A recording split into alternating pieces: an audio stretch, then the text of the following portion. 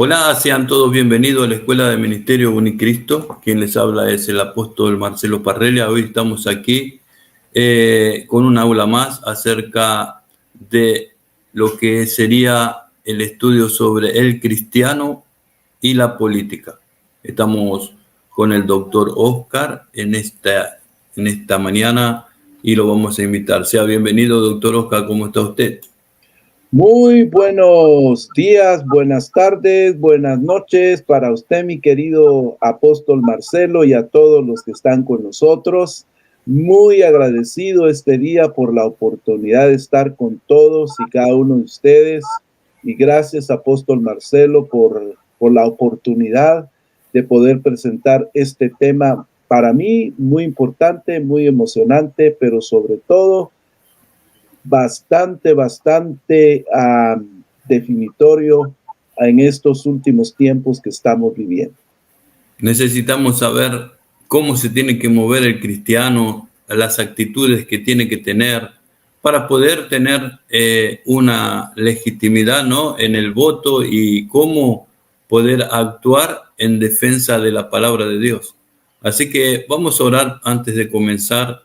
Amén. En el nombre de Jesús, Señor, venimos delante de tu presencia para adorarte, bendecirte, glorificarte, Señor, y poder aprender, Señor, acerca de ti, de tu amor, de tu misericordia. Señor, poder aprender de tu palabra para poner en práctica, Señor, poder vivir tu palabra en esta tierra. En el nombre de Jesús, Señor, a través de la iglesia, a través de la iglesia poder mover, Señor, actitudes, pensamientos, Señor, para que personas, Señor, a través de la política puedan traer leyes de bendición, Señor. En el nombre de Jesús te pido, Padre, que bendigas cada oyente, cada alumno, para la gloria y honra de tu nombre.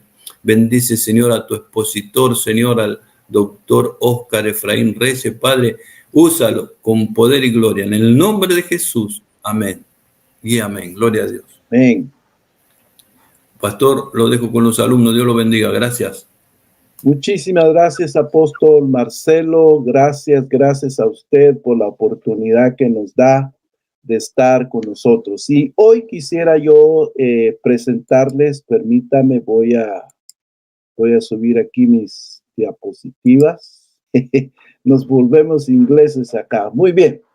Vamos a platicar sobre el cristiano y la política. Yo creo que son dos situaciones muy importantes y hay algunos aspectos que me inquietaron a mí a estudiar sobre esto.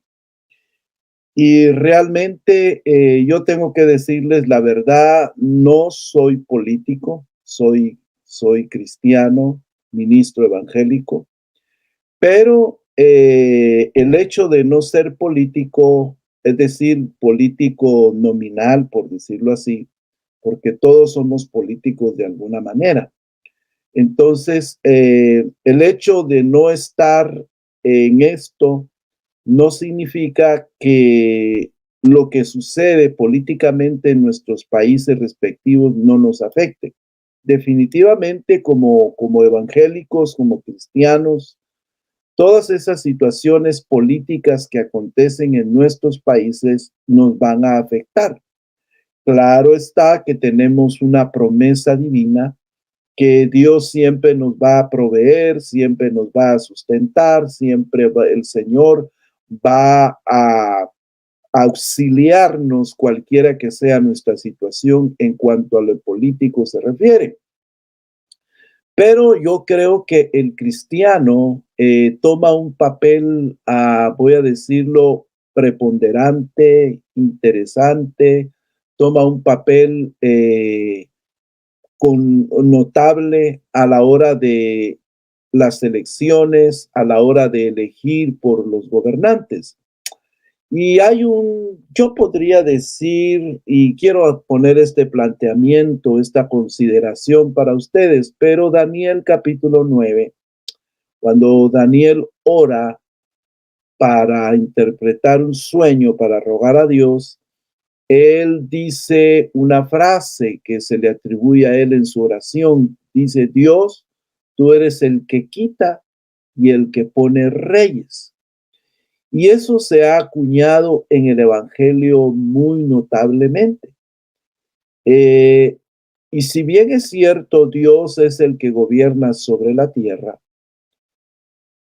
esto no es a 100% práctico en este tiempo de gracia, en este nuevo pacto. ¿Por qué?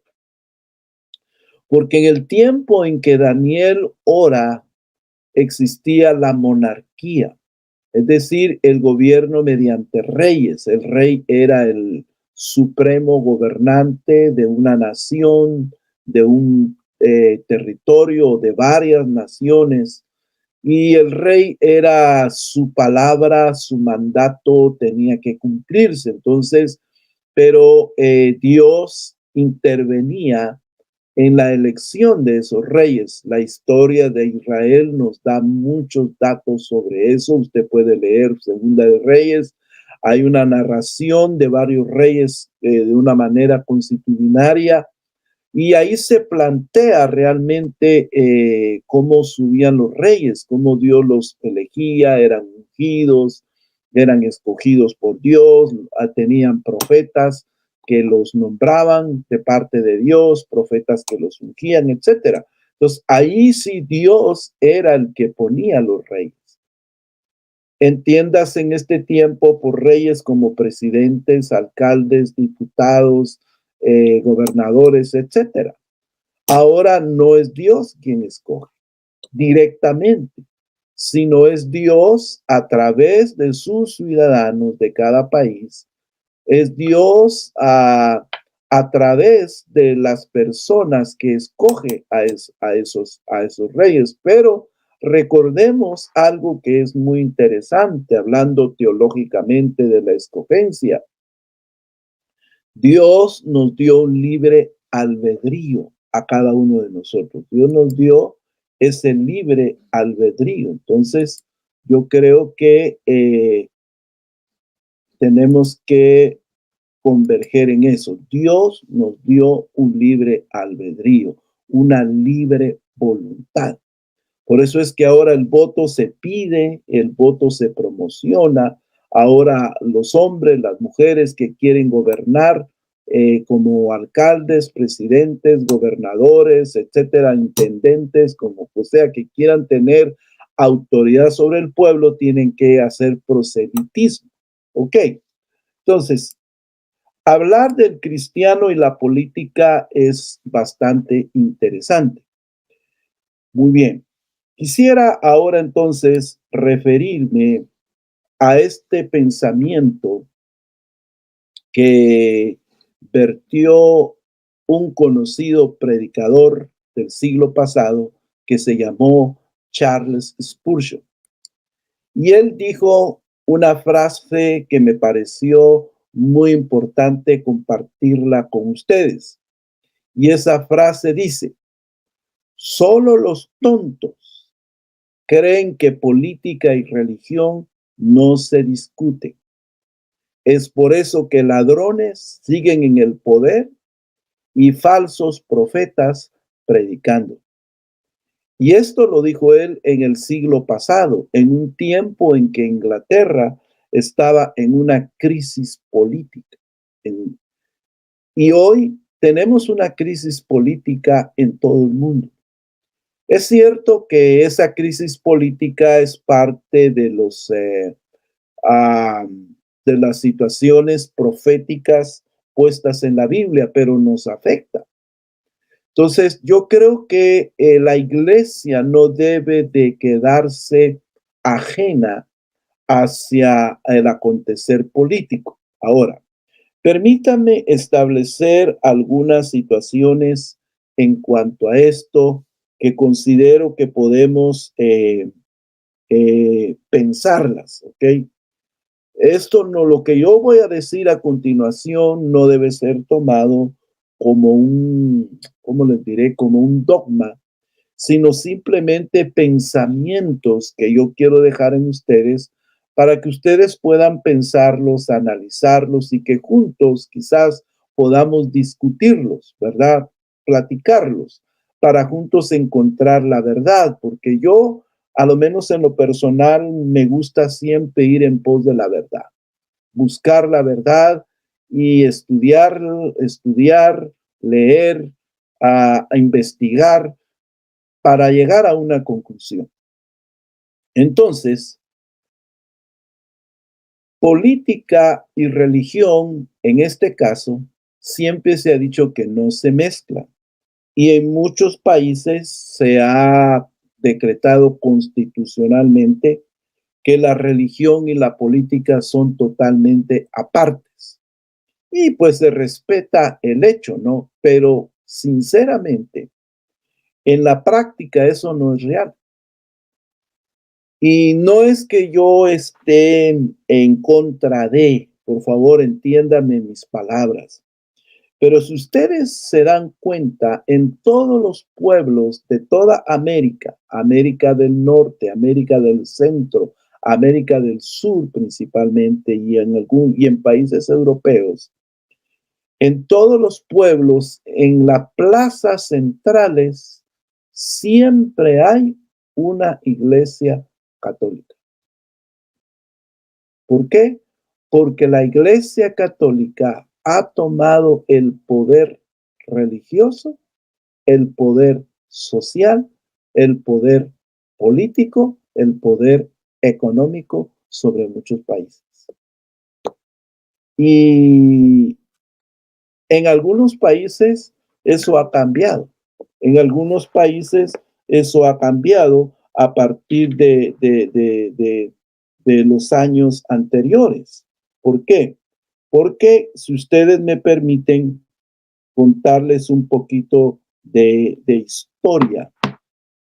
Por ejemplo, en mi país de origen, Guatemala, en los años 70 se empezó a gestar un avivamiento. Y ese avivamiento dio lugar a un crecimiento de la iglesia. Y de tal manera que en los años 90, la iglesia evangélica creció de una manera extraordinaria en 20 años en Guatemala. De tener solamente 2 estaciones cristianas del año 70, al año 90 habían cerca de 15 estaciones cristianas con transmisión a nivel nacional. De tener solamente muchos ministerios solo alquilaban o rentaban tiempo en la televisión. Ya en el año 90 habían 5 estaciones de televisión cristianas a nivel nacional y muchas a través del sistema cable en las ciudades proliferaron. O sea, había una invasión en los medios de comunicación del evangelio. Entonces, eso colocó al evangelio en Guatemala en un segmento poderoso. Entonces, ahí empezaron a surgir algunas figuras cristianas. Hubieron políticos que se convirtieron al evangelio. Y estos políticos empezaron a involucrarse en el evangelio. Hubieron 2 políticos notables. Uno de ellos fue Efraín Ríos Montt y otro de ellos fue Jorge Serrano Elías. Los 2 llegaron a gobernar sobre Guatemala. Los 2 llegaron. Uno llegó por golpe de Estado, Efraín Ríos Montt, y Jorge Serrano Elías llegó por el voto popular, pero él era un profeta. Jorge Serrano Elías era un profeta, y profeta con profecías y enseñanza muy, muy, muy certera. Sin embargo, él en un momento dado decide ir a la política, involucrarse en la política y ser candidato, y ganó. Y adivinen ustedes con qué voto ganó. Ganó con el voto evangélico. Entonces, ahí la iglesia evangélica toma poder. Ahí la iglesia evangélica toma influencia en la política de Guatemala. al tiempo de hoy siglo XXI, año 2023. En toda Latinoamérica, en toda América, América del Norte, América del Centro, América del Sur, hay muchos políticos cristianos evangélicos. Pero el problema que yo he visto y que puedo notar es que en muchos de ellos hace falta la ética política. Y ahorita en un momentito vamos a ver qué es política y qué es un político. En muchos de ellos han faltado a la moral cristiana. Y podría citar nombres porque son públicos y hay investigaciones jurídicas en los respectivos países donde ellos han sido acusados entonces de corrupción. Entonces yo al ver todo ese cuadro me pregunté, ¿qué está pasando? ¿Qué falló? ¿Falló el sistema? ¿Falló el discipulado? ¿Fallaron los pastores que tuvieron a estos personajes políticos como miembros? ¿O qué es lo que está pasando realmente? ¿Qué está pasando? Entonces, a raíz de todo eso, yo quise establecer este estudio, el cristiano y la política. Entonces, por eso es que Spurgeon tiene razón, y ahí lo tienen en pantalla, cuando dice, solo los tontos creen que la política y religión no se discuten. Es por eso que ladrones siguen en el poder y falsos profetas predicando. O sea, esto es un hecho muy contundente y muy peligroso. ¿Por qué razón? Porque quiere decir que la iglesia tiene que asumir su responsabilidad ante el mover político. Ahora, el punto es cómo la iglesia va a asumir esa responsabilidad. Porque es claro, y esto sí lo quiero decir muy contundentemente, la iglesia evangélica no está llamada a hacer proselitismo. Lo repito, la iglesia evangélica, en mi opinión, ¿ok? No está llamada a hacer proselitismo. Entonces, ¿a qué está llamada? La iglesia evangélica está llamada a formar a aquellos hombres o mujeres que habiendo recibido a Cristo como su Señor y su Salvador, habiendo nacido de nuevo e involucrados en el discipulado, debe enseñarles, debe instruirlos, debe formarlos con principios de honestidad, con principios de honradez y con principios de fidelidad a Dios en todos los campos. Es decir, no, la iglesia no debe prohibir a miembros que manifiesten un llamado, una vocación, un sentir hacia la política. Al contrario, debemos apoyarlos, debemos motivarlos, pero no involucrarnos en proselitismo a favor de esas personas. Es decir, que ellos vienen a ser un miembro más en la iglesia. Así como un miembro tiene su tienda y él maneja su tienda a su gusto y según Dios le da a entender, así como el maestro trabaja y da sus clases según su conocimiento profesional, así como el mecánico cristiano tiene su taller y repara los autos según su criterio, igualmente el político va a actuar según su criterio. Pero la iglesia, su responsabilidad, la responsabilidad de la iglesia evangélica es educarlos, enseñarlos, adecuarlos desde el punto de vista espiritual, a fin de que cuando ellos vayan al mundo político, ellos tengan un fundamento cristiano sólido, un fundamento bíblico sólido que realmente los haga unos verdaderos representantes del pueblo al cual ellos están siendo elegidos, escogidos o votados. Eso es muy importante dejarlo. Y repito, la iglesia no puede hacer proselitismo a favor de ningún político, pero sí puede educarlos, instruirlos, adecuarlos, adoctrinarlos, ¿ok? Sí puede contribuir a su superación espiritual, a su superación emocional, ¿ok? Bueno, yo quiero dejar eso como definitivo. Ahora, veamos algo más en nuestra presentación, ¿ok? Entonces, ahí tienen ustedes dos preguntas que vamos a tratar de contestar en este estudio. Dos preguntas. Sinceramente, estas preguntas las tomé del libro La propuesta política del reino de Dios. Ustedes lo pueden conseguir. Es un buen libro.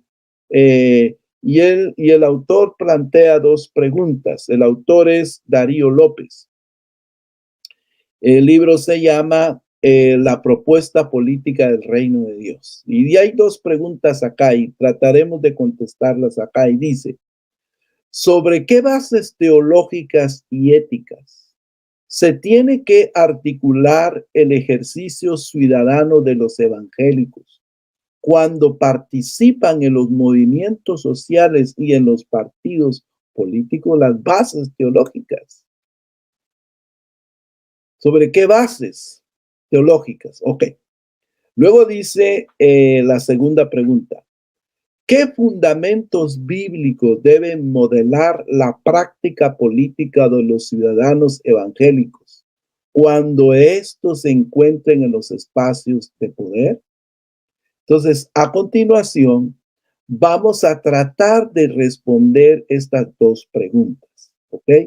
Vamos a tratar de contestarlas porque realmente yo no soy un conocedor de la política, nunca he hecho política, ¿verdad? Pero sí voto, sí voy a votar, sí tengo un alcalde y conozco al síndico de mi ciudad, es amigo mío, es un cristiano, es predicador. Y en base a eso yo me empecé a hacer este estudio para realmente definir esta situación, ¿ok? Muy bien. Entonces, veamos entonces las respuestas a estas preguntas, ¿ok? Consideraciones bíblicas, ¿ok? Vean ustedes, ahí tienen hay varias consideraciones bíblicas que vamos a ver esta mañana. Pero Proverbios 29:2 en la Nueva Biblia de las Américas dice, cuando los justos aumentan, el pueblo se alegra.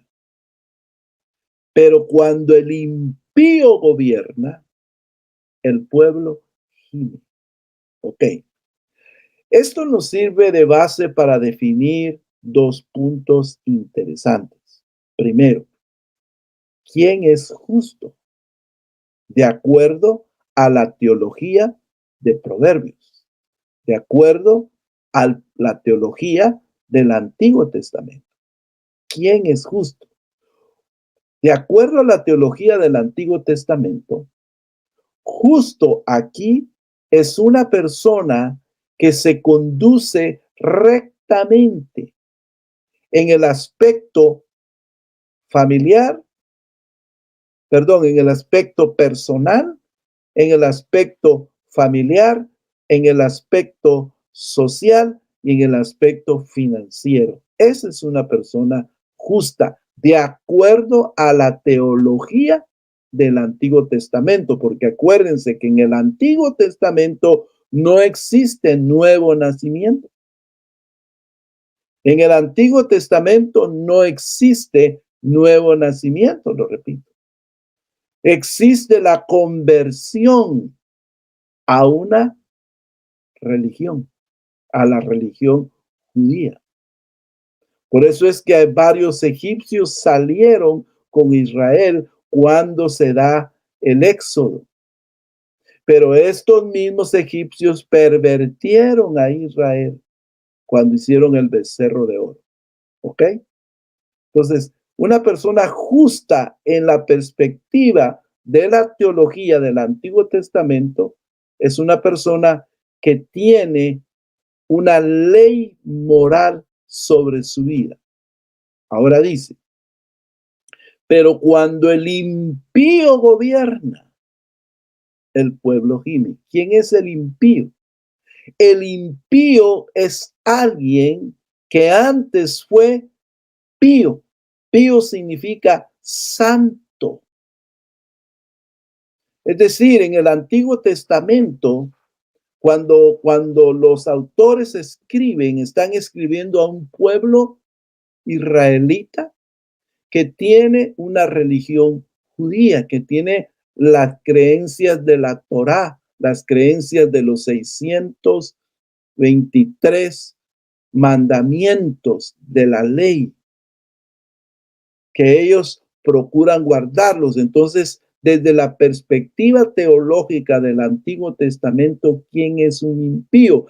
Es alguien que ha abandonado el cumplimiento de las leyes religiosas, de las leyes morales que la Torá ha establecido. Ok, tomémoslo en cuenta eso porque es muy interesante para contestar las preguntas. Ok, ahora dice el Salmo 22, 28. Dice, porque del Señor es el reino y Él gobierna las naciones. Repito, dice, porque del Señor es el reino. Acuérdense, en la teología del Antiguo Testamento hay monarquía. No hay democracia. Hay una teocracia al principio porque Dios elegía reyes. Dios escogía a los líderes de Israel, a los jueces de Israel. Dios los escogía. Pero es con Samuel que Israel quiere ser igual que todas las naciones. Ya no quieren que Dios gobierne, sino que ellos quieren gobernar. Por eso es que Samuel llora, porque el pueblo ha abandonado el cuidado directo de Dios.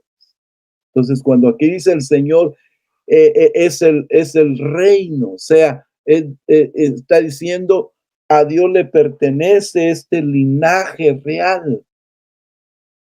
Esta dinastía le pertenece al Señor. Este pueblo regido por una monarquía le pertenece al Señor. Y si Él gobierna las naciones, pero ¿cómo las gobierna? A través de esa monarquía. Esto es interesante porque quiere decir acá que Dios a nosotros nos ha otorgado el poder de gobernar naciones. Pero ¿cómo las vamos a gobernar? Ese es el punto que tenemos que descubrir aquí, ¿ok? Ahora, veamos otras consideraciones bíblicas, ¿ok? Otras consideraciones bíblicas. Dice el libro de Juan, sí, permítame, acá, solo voy a ajustar un botoncito que está por acá conmigo, ok. Dice Juan capítulo 16, verso 10, en la Nueva Biblia de las Américas dice, La justicia, aquí es Nuevo Testamento ya, está disponible porque voy al Padre y ustedes no me verán más. Verso 11. El juicio vendrá porque quien gobierna este mundo ya ha sido juzgado. Ahora, la pregunta aquí es, ¿quién gobierna este mundo? Pues este mundo lo gobierna Satanás. Así de claro, perdóneme, pero es así. Este mundo lo gobierna en este momento Satanás. Por eso es que la iglesia mantiene una lucha espiritual contra las obras de las tinieblas. Por eso es que la iglesia mantiene una lucha a nivel de cuerpo de Cristo, a nivel individual, a nivel grupal, contra las obras de las tinieblas, porque Él es el que gobierna sobre este mundo. Cuando fue despeñado, dice Ezequiel, Él fue arrojado a las partes más bajas de la tierra. Aquí en la tierra, las partes más bajas, hay prisiones de oscuridad, donde hay demonios apresados. Wow. Entonces, no nos debe sorprender en un momento dado que hayan gobernantes que se vuelvan dictadores, que hayan gobernantes que se vuelvan explotadores o que se vuelvan opresores del pueblo. Porque ellos realmente no están gobernados por Dios. Por eso volvemos a Proverbios, pero cuando el impío gobierna, el pueblo gime, el pueblo llora. Y dice, pero hay una tremenda situación acá, pero la justicia está disponible. Ahora, ¿qué justicia? Por supuesto, aquí está hablando de la justicia que perdona pecados. Por supuesto, aquí está hablando de la justicia que declara justo a una persona que recibe a Cristo como su Señor y Salvador, porque Cristo, las epístolas lo dicen, es nuestra justicia. Cristo es nuestra justicia. Entonces, si vamos a hacer política, tenemos que estar conscientes de algo, porque algo que no les he dicho es que la Biblia no prohíbe que usted sea político. La Biblia no prohíbe que usted quiera ser un político. No lo prohíbe. No lo prohíbe. La Biblia no lo prohíbe. A menos yo no he leído ningún versículo que lo diga.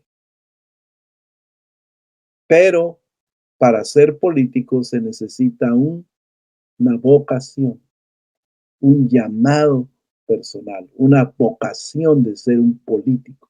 Ahora, vamos a hablar de eso y yo ya me estoy emocionando y me estoy adelantando a muchas cosas, pero veamos este otro versículo que es interesante. Apocalipsis 17:15. Ya usted los tiene ahí en pantalla, pero yo se los leo. Así que trate por favor, procure ir conmigo en la enseñanza y no se me adelante a leer, ¿ok? Y póngame atención acá. Ok, Apocalipsis 17:15, la nueva traducción viviente dice, luego el ángel me dijo, las aguas donde la prostituta gobierna representan grandes multitudes de cada nación y lengua. Wow. La nueva traducción viviente es muy fuerte en este pasaje. Y yo lo dejé porque con todo el respeto, pero ¿quién es una prostituta? Es una mujer que vende su cuerpo a cualquiera que le paga. La iglesia no puede vender sus principios haciendo proselitismo a favor de ninguna persona. Si usted es un cristiano evangélico y es político o quiere ser político, usted no puede tomar el papel de prostituirse en sus principios, en los valores que la Biblia a usted le enseña. Disculpe que sea tan directo. Yo entiendo que esto opera también para cualquier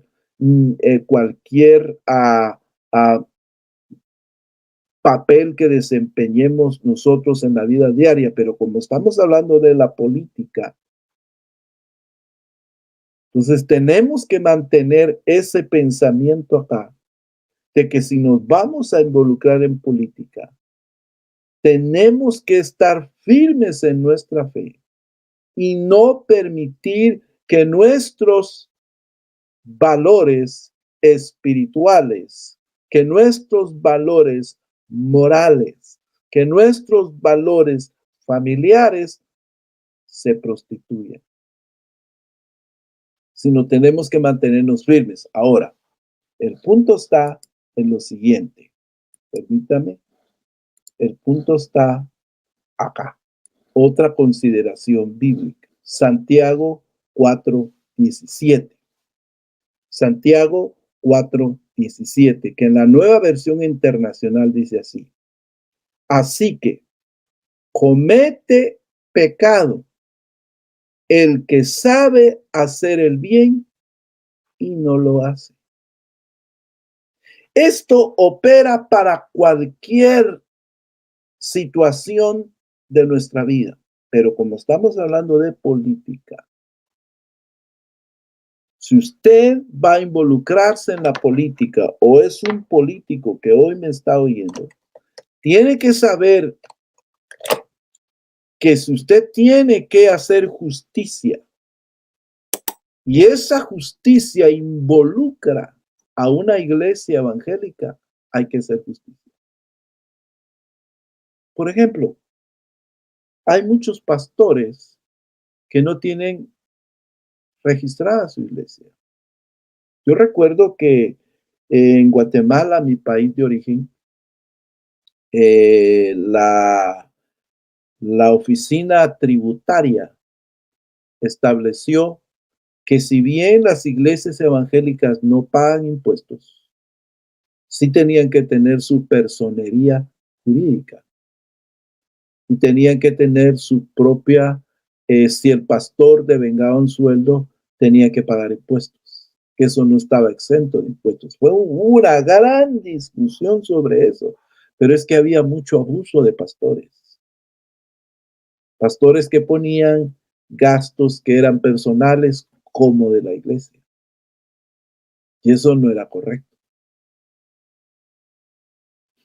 Por eso dice, el que sabe hacer el bien y no lo hace, comete pecado.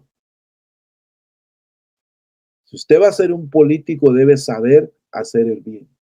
Ahora, si realmente usted considera que no va a poder tener la voluntad firme ni la fortaleza para cumplir con esto, es mejor que se abstenga. Mejor dedíquese a comerciar o a hacer otra cosa. Muy bien, pero Ezequiel 3:17 en la Nueva Versión Internacional dice: hijo de hombre, a ti te he puesto como centinela del pueblo de Israel. Por tanto, cuando oigas mi palabra, adviértele de mi parte. Un político es un atalaya sobre una nación. Un político es un centinela que debe velar por el bienestar de una nación. Ahora bien, eso no debe dar lugar a que el poder corrompa al político. Yo recuerdo que cuando esta persona, Jorge Serrano Elías, llegó a la presidencia, que le digo que era un profeta, llegó a la presidencia, él en su primera entrevista que dio ya como presidente de la nación, y que todos los periodistas sabían que él era evangélico y que había sido predicador del evangelio, un profeta. Le dijeron, le preguntaron, ¿y ahora qué va a hacer usted en el poder? Y él dijo, yo lo que voy a hacer es justicia. Y le pido a Dios que me ayude y al pueblo cristiano que ore por mí, porque vamos a hacer justicia. El problema está que la injusticia lo alcanzó a él. Ahora, no voy a juzgarlo aquí porque esto es público, pero si él algún día me escucha y quiere que platiquemos de esto, con todo gusto yo puedo platicar con él de todo esto. Pero todo político es un centinela a favor del pueblo, porque por eso vota el pueblo vota. Pero yo quiero aquí pedir a los políticos algo que tal vez va a ser, no es muy popular, discúlpenme, pero no hagan promesas vanas, no ilusionen a la gente, no emocionen a la masa por un voto. Mejor díganle la realidad, díganle la verdad. Este país está así, así, así, y este país tiene solución, pero hay que hacer esto y esto y esto y esto, pero con verdad, con realidad, que a veces ilusionan por un voto. Un político dice muchas mentiras y eso no es correcto. Y ahí está, Santiago 4:17. El que comete pecado, todo el que sabe hacer el bien y no lo hace. La política es para hacer el bien, ¿ok? Y ahorita entonces, después de esas consideraciones bíblicas, entremos entonces ya al meollo del asunto acá. Muy bien. Espero que esto les esté ayudando y bendiciendo a ustedes. Pero, ¿qué es la política? Muy bien. ¿Qué es la política? Definamos. Yo voy a leer con ustedes lo que es la política.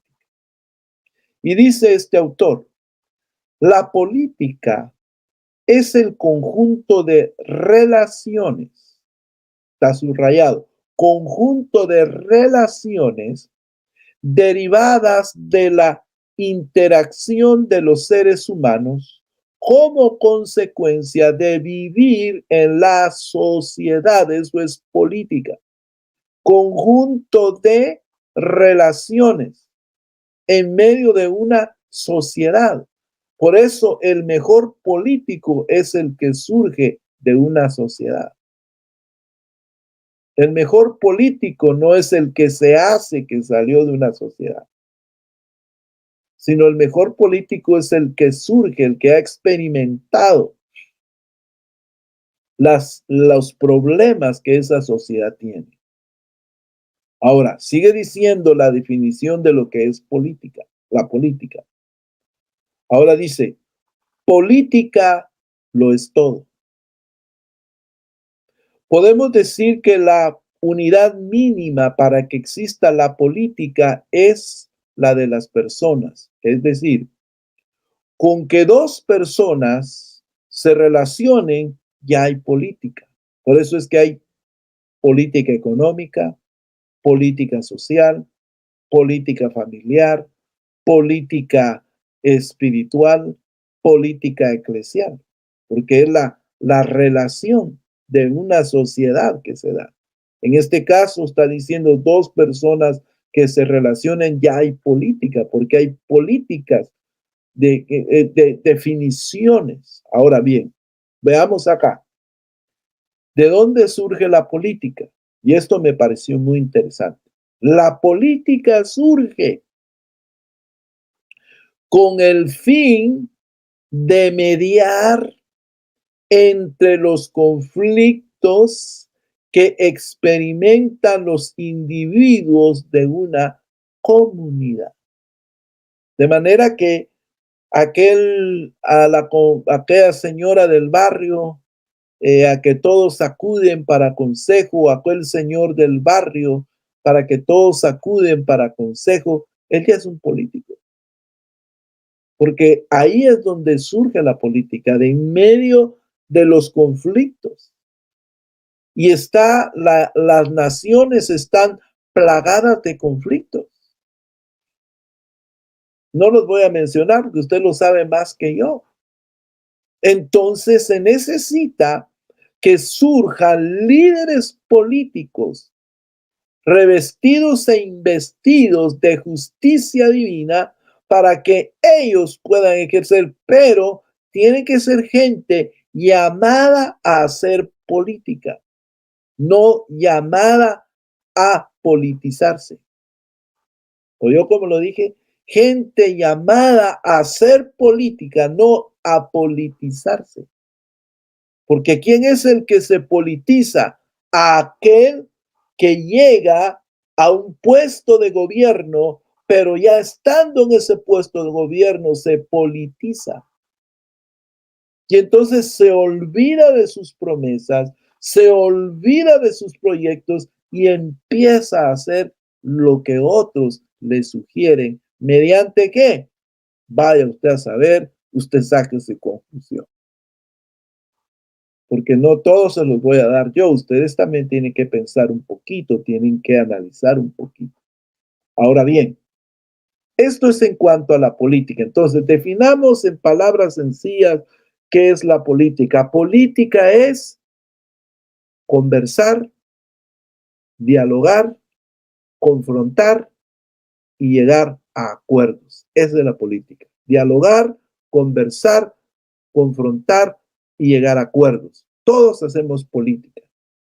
Usted en su iglesia hace política, porque tiene que llegar a acuerdos, que para comprar un edificio, que para comprar una pantalla, que para esto, para lo otro. Ahí usted está haciendo política. No le llaman político, pero empieza a hacer política. Por eso es que la política tiene que ser personas que tienen ese llamado. Bueno, ya me está diciendo aquí el temporizador. Ok. Vamos avanzando, vamos avanzando. Ahora, veamos ustedes, ahí lo tienen. ¿Qué es un político? Que ya lo hemos dicho en el segmento anterior. Vamos a ver ahora, ¿qué es un político? Un político es una persona implicada en la vida política. Lógico. Pero vayamos un poco más. Básicamente, un político es un ciudadano que se dedica a los intereses públicos en general, que se dedica. Entonces, si se dedica, tiene que tener un llamado. Y ojalá Dios quiera, y que sea la voluntad de Dios, que a través de esta plática, muchos de ustedes cristianos evangélicos que me oigan, puedan, que están buscando un propósito en su vida, ojalá Dios pueda levantar de ustedes políticos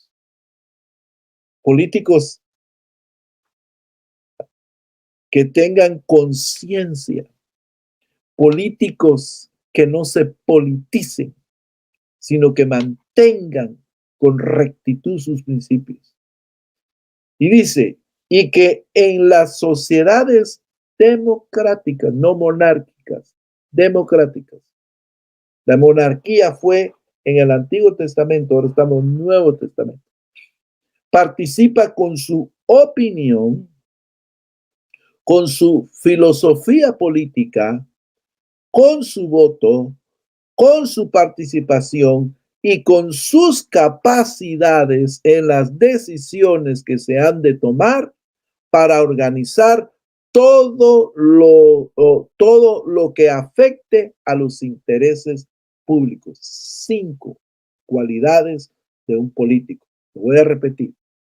Mire, y que en las sociedades democráticas participa, número 1, con su opinión. Un político debe tener un criterio propio, una definición propia de pensamiento. Por eso es que hay políticos de derecha, políticos de izquierda, políticos de centro derecha, centro izquierda, etcétera, etcétera, etcétera.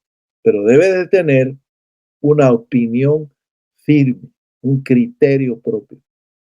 Número 2, con una filosofía política, o sea, un pensamiento político, justicia social, equidad, en fin, todos esos conceptos. Como les dije, yo no soy político. Todos esos conceptos que dan pie al debate político. Con su opinión. Un político debe tener una opinión personal. No debe de ser, yo voy a decir algo duro. No debe de ser una persona que obedezca una consigna y esa consigna vaya en contra de las libertades, en contra de la justicia individual de una persona. Debe tener opinión. ¿Ok? Número 3, con su participación y con sus capacidades en las decisiones que se han de tomar para organizar todo lo que afecte a los intereses públicos. Un político está orientado a solucionar los intereses públicos. ¿Y cuáles son los intereses públicos? Economía, justicia social. ¿Cuáles son los intereses públicos? Oportunidades de empleo. ¿Cuáles son los intereses públicos? Justicia legislativa, justicia judicial, perdón. Recuérdense que hay 3 poderes en una democracia: el poder legislativo, el poder judicial y el poder ejecutivo. El poder judicial está representado por jueces y magistrados civiles. El poder legislativo está representado por senadores, diputados. Y el poder ejecutivo está representado por el presidente, en algunos casos, en algunos países, vicepresidente, o otros le llaman primer ministro. Pero todo político debe estar enfocado a resolver los intereses públicos. Muy bien. Ahora bien, vamos más adelante. Ya vamos terminando esto. Ahora, hay un punto que va entrelazado con lo político y que lo quiero tocar acá, es ¿qué es civismo? ¿Qué es civismo? El civismo es la conducta que desarrollan los seres humanos inspirada en el respeto, la tolerancia y la convivencia como consecuencia de su integración en la sociedad. En definitiva, la pacífica convivencia entre las personas que comparten un determinado espacio, ya sea a nivel global, local o entre los vecinos de un barrio concreto. Eso es civismo. Y fíjense ustedes que en las escuelas en toda América es triste, pero ya nos enseñan civismo. Ahora, el civismo nos habla de respeto, respeto a los símbolos patrios, respeto al policía, respeto al alcalde, respeto al presidente, respeto a las autoridades. Eso nos habla el civismo, ¿ok? Ahora bien, quiero seguir más adelante y disculpe, pero estoy moviendo aquí varios. Ahora, yo quiero, ojalá que se esté entendiendo lo que yo trato de exponer en esta clase. Lo que estoy dando es información para que usted pueda llegar a la conclusión de que como cristiano evangélico, usted no puede inhibirse de no participar en la política. Ahora, como un cristiano que no es candidato o que no es, que no está interesado en ser parte de un partido político, etcétera, hacer proselitismo, ¿cómo un cristiano se involucra en la política? A través del civismo. El civismo nos enseña que hay que votar, hay que ir a votar.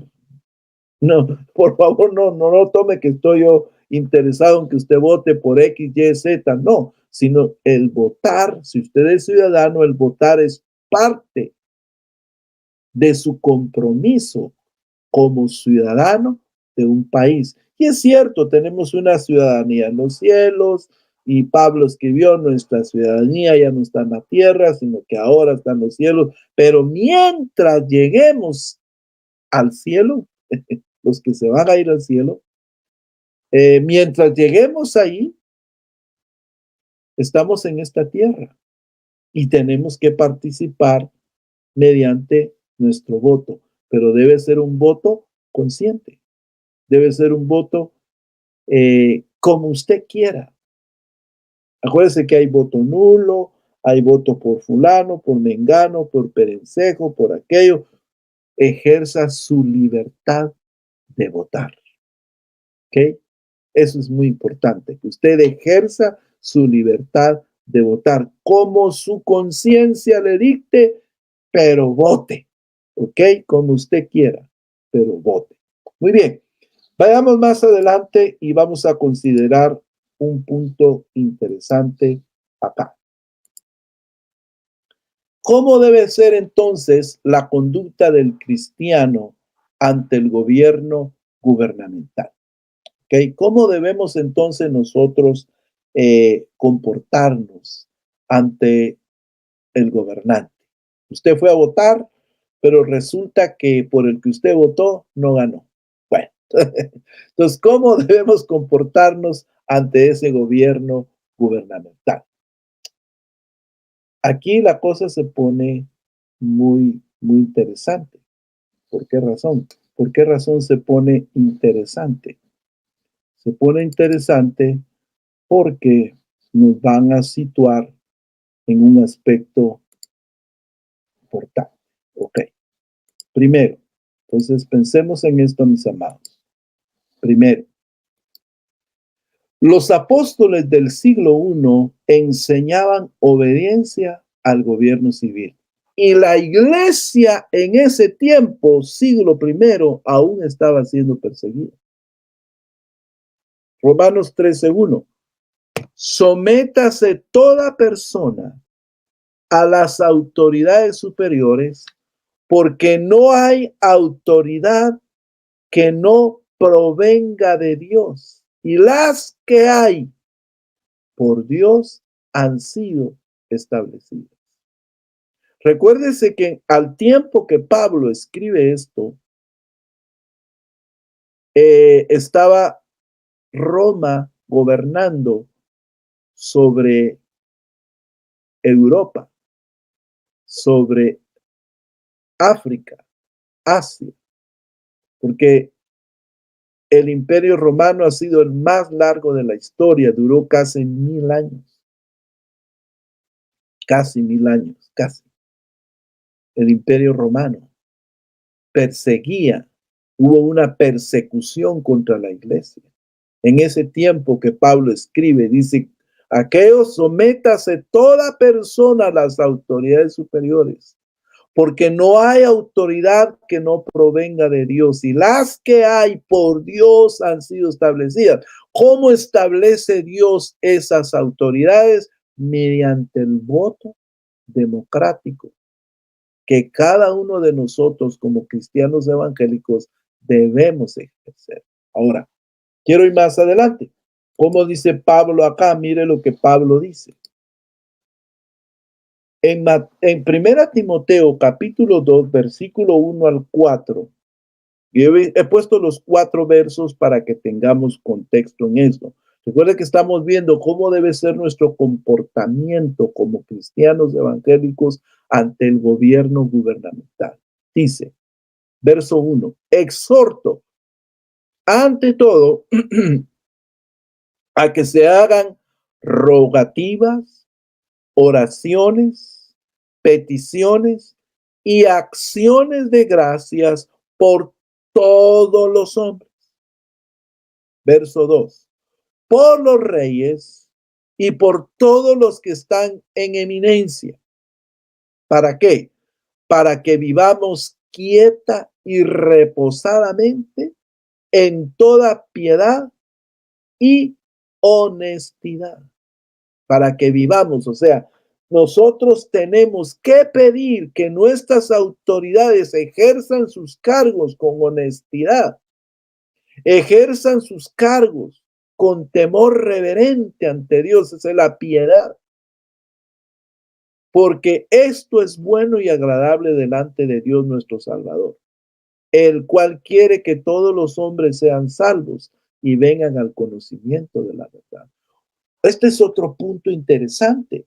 ¿Cómo debe la iglesia comportarse ante el gobierno gubernamental? Pues cuando haya oportunidad, predicarles, testificarles de Cristo, llevarlos a que acepten a Cristo como su Señor y Salvador. Hay un predicador muy famoso que ha estado por todo, Alberto Motesi. Alberto Motesi le llaman el predicador de los presidentes. Él ha estado por toda América y ha visitado en su tiempo a muchos presidentes de naciones, pero él los ha visitado con el objeto de llevarles el evangelio de Jesucristo, de que ellos se conviertan a Jesús. ¿Ok? Entonces nosotros tenemos que orar por ellos. Y la iglesia tiene ese poder tremendo de la oración. A través de la oración, la iglesia puede contestar muchas cosas con el gobierno civil. Y finalmente, ya para terminar este punto, porque el civismo contribuye a la política, ya para terminar el punto, el civismo alimenta a la política con elementos tales como honradez, respeto, etcétera, para crear una ética pública que someta al poder político a una buena práctica de la política para beneficiar a la sociedad a la cual sirve. Por eso es que tenemos que orar por nuestras autoridades. Y aunque tal vez no sea el partido político o el pensamiento político filosófico con que tú estés de acuerdo, pero el deber como cristianos es orar por nuestras autoridades. De manera pues, mis queridos estudiantes, que puedo terminar esta charla diciendo lo siguiente. Creo que el cristiano tiene que involucrarse en la política. Creo que el cristiano puede hacer su labor desde su iglesia, desde su congregación. Creo que los pastores, los líderes, pueden hacer también su labor con la política, formando espiritualmente a los políticos. Se necesita en toda América y el mundo está urgido de líderes políticos que vengan a resolver de una manera innovadora los muchos problemas que existen en la tierra. Estoy claro, estoy consciente, y es lo que ha proliferado. Cristo viene pronto, y yo lo creo con todo mi corazón, y lo estoy esperando con toda mi ansia, con toda mi alma, pero tenemos que vivir cada día como si Cristo fuera a tardar, teniendo presente que anhelamos su venida, anhelamos la parucía, anhelamos la aparición, de Cristo como nuestro Salvador, que venga en ese rapto. Anhelamos que nos lleve con Él. Pero mientras eso sucede, tenemos nietos, tenemos hijos, tenemos familia, y tenemos que pedir a Dios porque las autoridades que nos gobiernen lo hagan con justicia, con equidad, y lo hagan sobre todo con honestidad. Pero eso está en nuestras manos. Y si usted quiere involucrarse en política, correcto, involúcrese en la política, pero no involucre su iglesia, pero no involucre su ministerio. Son dos cosas diferentes. Claro, hay que hablar de política, hay que hablar de religión, como Spurgeon lo dijo, para evitar que ladrones vayan al poder y que falsos predicadores estén predicando un evangelio que no tiene respaldo en la palabra del Señor. Muchísimas gracias.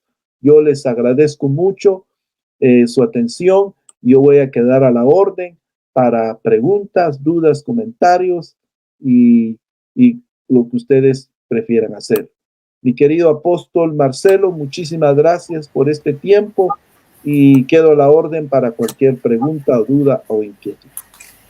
Gracias a usted, doctor Oscar. Muy interesante, muy buena el estudio de hoy. Creo que nos lleva a pensar, a recapacitar sobre nuestras ideas, nuestros principios para poder traer el reino de Dios a nuestra vida, ¿no? En definitiva, es el reino de Dios, vivirlo aquí en la tierra, vivirlo en nuestra familia, porque, como usted bien dijo, ¿no? Todo es política.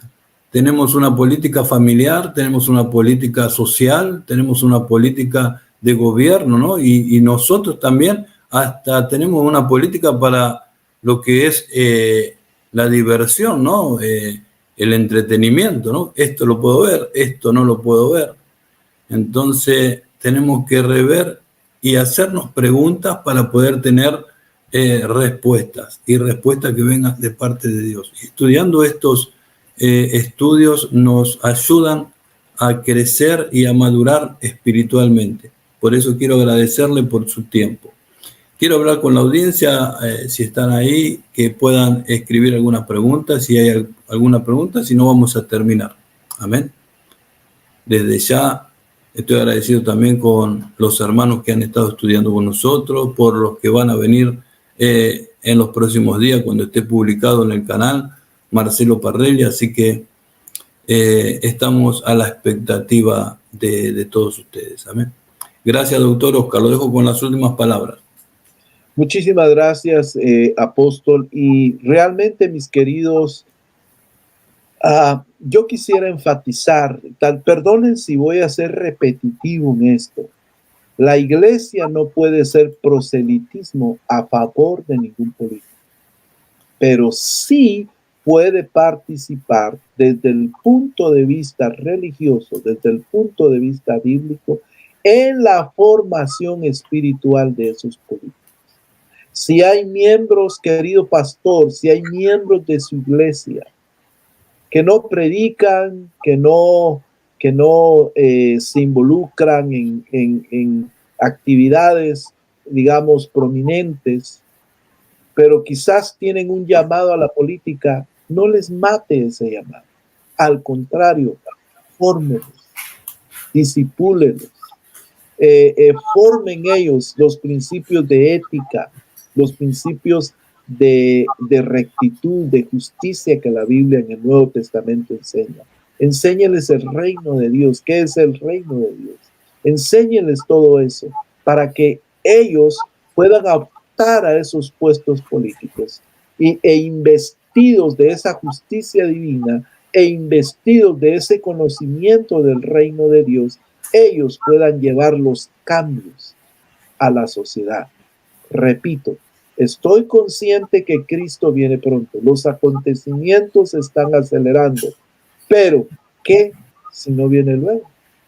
Tenemos nietos, tenemos hijos pequeños y tenemos que procurar por ellos su bienestar. Y la política es el medio, es el elemento que tenemos que utilizar para mejorar de una manera secular, de una manera material.